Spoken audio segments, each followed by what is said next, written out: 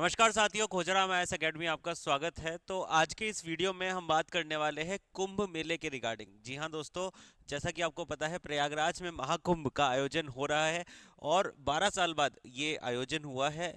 और हम लोग ये जानेंगे कि क्या क्या बेसिक तथ्य है और क्या क्या इंपॉर्टेंट पॉइंट्स है रिगार्डिंग कुंभ।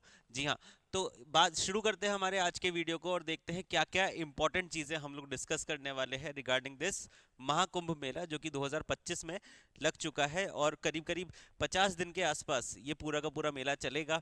और बहुत ही बड़ी तादाद में, आप मान सकते हैं करीबन 40 करोड़ से ज़्यादा लोग वहाँ पर जाएंगे और स्नान करने करेंगे वहाँ पर। और ये एक बहुत ही बड़ी चीज़ है। अगर आप इसको कंपेयर करें किसी भी दूसरे देश की अर्थव्यवस्था से, तो ये एक बहुत ही बड़ा एक कल्चरल इवेंट है इंडिया के लिए। और उसी को हम यहाँ पे कवर कर रहे हैं आज के इस हमारे वीडियो में। तो अगर मैं बात करूं कि जो कुंभ स्नान होता है, जहाँ पर क्या बेसिक चीज़ होती है, बेसिकली सूर्य, चंद्रमा और बृहस्पति। अगर हम बात करें जितने भी ये जो सूर्य है, चंद्रमा है, बृहस्पति है, इनकी खगोलिक स्थितियों के अनुसार ये कुंभ का मेला डिसाइड होता है कि ये कब होने वाला है। उसमें जो पहला स्नान है ये नागा साधुओं का होता है। खैर, नागा साधु एक बहुत ही अलग टॉपिक है और इसको हम एक अलग वीडियो में डिस्कस भी करेंगे कि कौन थे नागा साधु और किस तरीके से फ्रॉम द हिस्ट्री वहां से निकल के आते हैं और काफी लड़ाइयाँ लड़ी है इन्होंने। उनके बारे में भी हम आगे जाके डिस्कस करेंगे। तो सबसे पहले जो कुंभ में नागा साधु को स्नान करने का मौका मिलता है और हिंदू धर्म में ये बताया जाता है कि ये धर्म के रक्षक होने के नाते इनको ये मौका यहाँ पर मिल रहा है। सबसे पहला अवसर इनको ही मिलता है जो नागा साधु होते हैं। उसके बाद अगर हम बात करें इंपॉर्टेंट पॉइंट की, तो कंप्लीट अगर हम हिंदू सभ्यता की बात करें तो 14 अखाड़े हैं जो यहाँ पे पेशवाई करते हैं, यहाँ पर जो यहाँ पे रिप्रेजेंट करते हैं अपने अपने अखाड़ों को। और 2017 से पहले 2019 से पहले यहाँ पर 13 अखाड़े हुआ करते थे, लेकिन उसके बाद में एक और अखाड़े को यहाँ पे जोड़ा गया है जो कि किन्नर अखाड़ा है। ठीक है, ये एक इंपॉर्टेंट पॉइंट हो जाता है अगर आप किसी एग्जामिनेशन की तैयारी कर रहे हैं कि 2019 के बाद में ही एक और अखाड़े को जोड़ा गया है। अभी 14 अखाड़े यहाँ पर टोटल है। उसके बाद अ, अगर हम बात करें, कुंभ का आयोजन 4 स्थानों पर होता है। प्रयाग, हरिद्वार, उज्जैन और नासिक। तो अलग अलग जगह है ये। प्रयाग में जैसा कि आपको पता है संगम हो रहा है 3 नदियों का। ये गंगा हो गई, यमुना हो गई और एक सरस्वती। वैसे तो सरस्वती जो रिवर है ये एक्सटिंक्ट है, ये आज की तारीख में आपको दिखाई नहीं देगी, लेकिन हिंदू सभ्यता में ये बताया गया है सरस्वती रिवर फ्लो करती थी पहले। और ये 3 नदियों का संगम है, कहाँ पर है? प्रयाग के अंदर। प्रयाग के अंदर ये 3 नदियों का संगम है। हरिद्वार की बात करें तो वहाँ पे गंगा रिवर है। और उज्जैन और नासिक में भी यहाँ पर हम अलग अलग नदियों को देख पा रहे हैं जहाँ पर ये कुंभ का आयोजन होता है और 4 स्थानों पे होता है। जब हम बात कर रहे हैं अर्धकुंभ की, तो अर्धकुंभ केवल 2 स्थानों पे होता है जो कि है हरिद्वार और प्रयाग। अर्धकुंभ सदैव प्रयाग और हरिद्वार में ही लगता है, ये भी बात एक इंपॉर्टेंट है, वो बाकी जगहों पर नहीं लगता है। महाकुंभ 114 साल बाद आयोजित होता है जो कि केवल प्रयाग में लगता है। अब जो ये प्रयाग में लगने वाला महाकुंभ है, ये 114 साल बाद इसका जो पूरा का पूरा सर्कल है वो यहाँ पे कंप्लीट हुआ है, जो यहाँ पर लग रहा है आपके 2025 के टाइम पे। इससे पहले प्रयाग के अंदर महाकुंभ का आयोजन 114 साल पहले हुआ था। ये भी बात सोचने वाली है।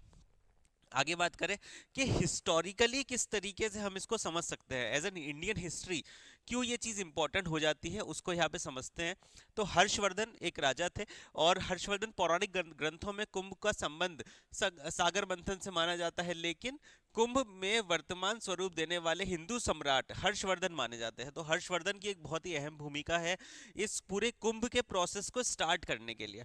खैर, आपने ये कहानी सुनी होगी, ये समुद्र मंथन में क्या हुआ था कि समुद्र मंथन में जब अमृत निकला था समुद्र का मंथन करने के बाद में, तो अमृत के कुछ अंश इन इन स्थानों के ऊपर गिर गए थे। और ये माना जाता है कि अगर आप इस पर्टिकुलर टाइम के ऊपर उस जगह के ऊपर जाकर स्नान करेंगे तो एक तरीके से आप अमृत स्नान कर रहे हैं। तो ये एक पूरा पौराणिक मान्यता है। लेकिन इसको स्ट्रक्चर आज के हमारे प्रेजेंट डे में स्ट्रक्चर्ड फॉर्म में स्टार्ट करने का काम किया था सम्राट हर्षवर्धन ने।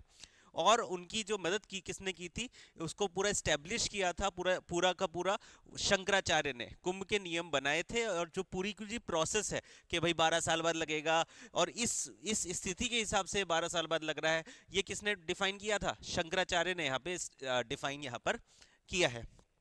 उसके बाद बात करें, सूर्य चंद्रमा और गुरु शनि तय करते हैं। जैसा कि मैंने वीडियो की स्टार्टिंग में बनाया था, सूर्य चंद्रमा शनि और बृहस्पति जो ग्रह है, इनकी स्थिति के अनुसार डिफाइन होता है कि कुंभ कहाँ होने वाला है। यही बात यहाँ पर भी लिखी गई है साफ तौर पे। आयोजन का निर्णय किया जाता है।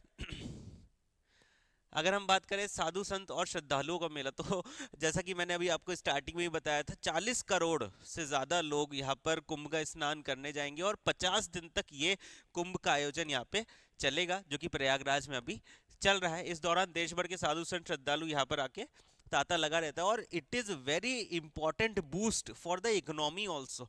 आज की तारीख में अभी हम एक खबर देख रहे थे कि एक साबुन बेच रहा है बंदा, और साबुन बेचते बेचते ही उसने काफी ज्यादा पैसे कमा लिया। अगर एक साबुन पे वो 1 रुपए भी कमा रहा है, तो कितने ही लोग वहां पे आ रहे हैं, 40 करोड़ लोग आ रहे हैं। अगर 1 करोड़ लोगों ने भी उसका साबुन खरीद लिया, तो 1 करोड़ रेवेन्यू वो बना जाएगा, प्रॉफिट वो बना जाएगा। तो इकोनॉमी वाइज ये एक बहुत ही बड़ा इवेंट है। साथ ही साथ कल्चरल इवेंट तो है ही, लेकिन इकोनॉमिक को बूस्ट करने के लिए भी एक बहुत इंपॉर्टेंट इवेंट यहाँ पर बन के ये आया है। एक चीज मैं और आपको बता दूं कि यूनेस्को जो वर्ल्ड हेरिटेज साइट्स बताता है, उसने यहाँ पर बताया है कि ये एक वर्ल्ड लेवल का कल्चरल इवेंट है। 2017 में उसने इसको, कुंभ के मेले को डिफाइन करा था कि वर्ल्ड लेवल का कल्चरल इवेंट ऑर्गेनाइज हो रहा है इंडिया में। और वो यूनेस्को ने भी, मतलब देश विदेश के बड़ी बड़ी संस्थाओं ने भी उस चीज को प्रमाणित किया है कि जी हाँ, ये बहुत ही ज्यादा इंपॉर्टेंट इवेंट है। आगे बात करें राशियों का, अच्छा जैसा मैंने बताया था कि अर्ध कुंभ होता है 6 साल में होता है, कुंभ होता है 12 साल में होता है। ये राशियों के चक्र के हिसाब से डिफाइन होता है, ये हम बात डिस्कस कर ही चुके हैं। प्रत्येक 12 साल में ही सर ये कुंभ क्यों होता है? क्योंकि 12 राशियां होती है आपकी। जब हम जोडियक साइंस की बात करें, तो टोटल 12 राशियां होती है, उसी के आधार के ऊपर ये डिफाइन करके 12 साल में ये आपका कुंभ होता है। इस बीच गुरु के ग्रह में, ठीक है, तो ये बात भी हम यहाँ पे डिस्कस कर ही चुके हैं। तो ये जो पर्टिकुलर वीडियो था, इसमें मेरा ये ऑब्जेक्टिव था कि आप लोगों को डिटेल्स बताई जाए रिगार्डिंग द कुंभ। और अगर आप कहीं प्रिपेयर कर रहे हैं जनरल टॉपिक में भी, ये आपको कहीं ना कहीं एडवांटेज देगा ही देगा। थोड़ी बहुत इन्फॉर्मेशन रखनी चाहिए। इसी तरीके के वीडियोस के लिए जुड़े रहिए हमारे यूट्यूब चैनल के साथ। मैं मिलता हूँ आपसे अगले वीडियो में, तब तक के लिए अपना ध्यान रखिए। धन्यवाद।